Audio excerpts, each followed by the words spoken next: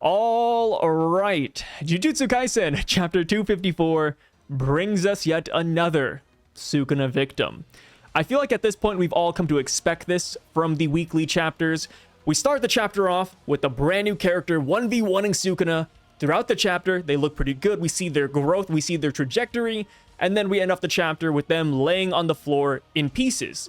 And then, the cliffhanger though, get this, is another character showing up to the battlefield, ready to 1v1 Sukuna one more time. That has been the formula for the past couple of chapters now, and I've seen some people getting pretty upset about it or saying that it's bad writing. And I would say it's not exactly good writing, but I don't hate it. I really do enjoy these fights, mainly because, you know, the other manga I read at least are very narrative heavy. So sometimes when I come into these Jujutsu Kaisen chapters, I'm able to turn my brain off a little bit and just enjoy the flashy moments, right? I enjoy the KUSAKABE hype, which we come to find out in this chapter doesn't really exist. Gojo, Nanami, and Meimei hyped up KUSAKABE the same way my mom would hype me up, right? Like, oh, he's strong, he's great, he's responsible, but most of all, he's very kind. And it's like, okay, you know, like, I love it. And I do think that KUSAKABE deserves a lot of hype coming off of this chapter, but I'm looking at the bigger picture, right? I'm looking at the grand scheme of things. And while, yes, I do really enjoy KUSAKABE here, you gotta admit, if Sukuna was a boss in an MMORPG, and he was sitting at, let's say, 45, 50% HP, KUSAKABE realistically took him down from 50% to maybe 47. And while it is expected, it is somewhat sad to see, because in this chapter, right, he looks really cool. He's over here throwing his crazy slashes at Sukuna. He's expanding his simple domain, which I think is absolutely fantastic. But it's like Sukuna's still walking away from this fight unscathed, more or less. And the one attack that KUSAKABE would have landed on Sukuna that would have done massive damage to him is the one attack that Sukuna ended up blocking, and we hate to see it. So just for a moment though, I do want to pivot away from the doom and gloom negativity of, you know, fighting Sukuna in general, and I do want to talk about KUSAKABE because I do think he showed out pretty dang well here. First up, I really like his take on a simple domain. Gojo hypes him up and says, hey, most sorcerers have to make a binding vow to even get a simple domain. KUSAKABE, he doesn't need to do that. And not to mention, his simple domain can expand, which I would argue is something most sorcerers, you know, other than Sukuna and the special grades, cannot handle. Because he expands his domain, he's able to cut you from a bunch of different places. You know, if you try to hit him, he can instinctively dodge. KUSAKABE, no joke, is a problem to like 95% of the verse. You can't really dodge KUSAKABE's attacks. But unfortunately for KUSAKABE though, he is fighting one of the very few characters out there who's more or less unfazed by his techniques, which is really sad to see. It almost makes me wish that there were more villains in league with Sukuna, Kenjaku, and Uraume, because I think that these characters like, you know, Maki, KUSAKABE, hell, even Higuruma, like, I think there's a lot of ways that these characters could have walked out of fights looking as good as they do, but also getting the W. Because at this point, while they look good, they're all catching L's, and we hate to see it, man. Or at least, you know, I do. In my opinion, it's just really sad to see these sorcerers grow and see what they can do and see these awesome abilities, only to see them lose at the end of the day, right? I'm not saying they all have to win against some fodder enemy, but, you know, it's like at least maybe one or two of them, right? I don't know. Maybe that's just me. But either way, another cool technique that he pulls out is Hazy Moon, where he coats his blade in, I believe, like his new shadow style. I'm not really too sure how that works, but that is really dope. I thought that was cool. Like, even though his blade is broken, he can still fight. It's almost like his willpower is being physically manifested. But unfortunately, like I said, another cool technique that is completely negged by Sukuna because he's just a monster. Sukuna ends up catching his blade with his fingers, and then we cut away, and when we come back, KUSAKABE is on the ground. But like I said, it's something we've come to expect in these chapters. And funny enough, you know, even Sukuna is kind of getting tired of the same formula, because after he knocks out KUSAKABE, he's waiting in the corner for Wee Wee to show up, which, you know, I know somebody last chapter said, hey, Sai said Wee Wee. It's like, that's his name. You know, it's Wee Wee. You know, like that's how Meimei pronounces it in the anime, guys. It's not me. Trust, I didn't name this kid.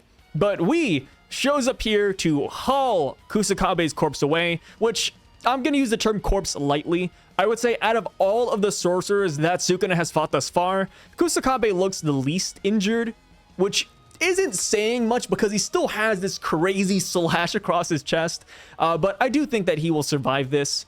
But yeah, Wee Wee shows up to take him to Shoko, but that is when Sukuna stops him and says, hey, this is getting pretty annoying. You know, like, this kid is just walking around, taking all my corpses. We gotta stop him. But before he can kill Wee Wee, Miguel shows up.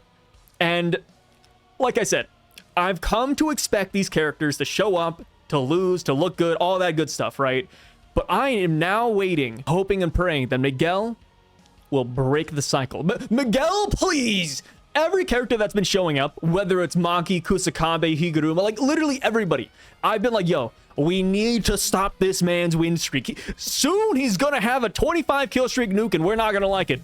Miguel, please, do something, brother. But while I say that, I do shudder a little bit because, you know, thinking back to JJK0, the reason why Miguel was such a menace was mainly because of his black rope. That cursed tool is one of the main reasons why he was able to stand toe-to-toe against Gojo. But I will use that very loosely. He didn't really stand toe-to-toe. He just lasted more than your average sorcerer. But if I recall correctly, Miguel doesn't have the black rope anymore. You know, during the Culling Games, Miguel was scouring Africa looking for more black rope and the materials for it, but he couldn't find any. So I really don't think anything has changed in that aspect.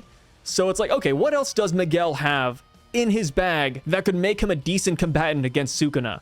And I guess he has durability, because during JJK0, we saw Gojo, you know, obviously it was a long time ago, so we don't really know how to scale Gojo's punches back then, but Gojo was straight boxing this dude, man. No joke, but I think Miguel has had one of the top 5 beatdowns in JJK. So he's very durable in that aspect. But of course, we don't know if Gojo is putting his back into those punches or not. But yeah, I mean, I guess he is very durable. We don't know what curse technique he has because he didn't show off anything special in JJK0. So I guess he is another character who, like Kusakabe, has this mystique around him. We don't really know what he's going to whip out, but I am expecting him to look pretty good next chapter. But unfortunately, I feel like he's just going to end up being another victim. But like I said, I am hoping and praying for somebody to break this damn cycle.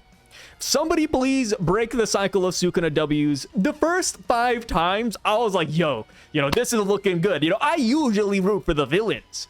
But we're at the point now where I'm like, yo, I want someone to unleash some big damn damage on Sukuna. Kusakabe, a lot of mosquito bites, right? A lot of little cuts here and there. But if you look at Sukuna in the last page of this chapter, you don't even see the cuts anymore. You know, like, it's like, damn, dude. Like, it looks like he just RCT'd that away. But then again, he is the final villain for a reason. Moving away from the fights for a second, one thing that I think we could get next chapter, which would be really nice, would be an update on the infirmary. Since Wee Wee is here, I don't know if we're going to let him skedaddle or not. But since he is here, maybe he'll give us a nice update and say, hey, Gojo's alive! He's not gonna say that. But hey, we could get an update on Yuta, more realistically, Maki, and maybe even Higuruma if he's still kicking. But yeah, I feel like he could drop some nice information for us, but that is yet to be seen. You know, he's got to survive the Sukuna onslaught first, which, speaking of Sukuna, there is one really cool thing he did in this chapter, and that was when he was able to deliver multiple slashes to Kusakabe without even moving a muscle, which, at that point, the guy's just flexing on you, right? He literally had his arms crossed like this, head tilted up, and slashes were just flying to Kusakabe. So yeah, it's a lot of crazy things going on here. This truly is Sukuna's world, and we're just kind of living in it. Which, you know, if Sukuna was the main character, this would be great. Because this is actually everything Sukuna wanted, right? He wanted to fight a lot of strong sorcerers. He wanted to have fun. So maybe we're looking at it from the wrong perspective. Maybe we have to stop looking at it from our hero's perspective and start thinking about Sukuna a little bit, you know? Like, how's he doing? Is he having fun? Are these sorcerers impressing him? Because I think they are. I feel like everyone that Sukuna has fought thus far has impressed him to some extent.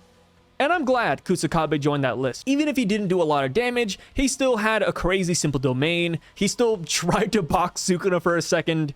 And he has really good reflexes. Funny enough, I'm surprised Sukuna didn't drop his infamous one-liner where he compares the character to Gojo. Like, I'm surprised he didn't say, hey, Kusakabe has the reaction speed of Gojo. Kusakabe is as kind as Gojo. No, he didn't do that this time around, which is, you know, sad to see it. Sad to see him break the streak here. But yeah, overall, I thought it was a decent chapter, and I'm not gonna lie, but I am really hyped up for Miguel. Like, you know, Maki, Kusakabe, like all of the fighters beforehand, we expected them to fight Sukuna already, but Miguel is such a wild card that I'm actually even more excited than usual. And also, I'm hoping he does something crazy. But anyways, hey, those are my quick thoughts about the recent chapter of JJK. Let me know what you thought about down below. I would love to hear it. And I will catch you guys on the next chapter of JJK.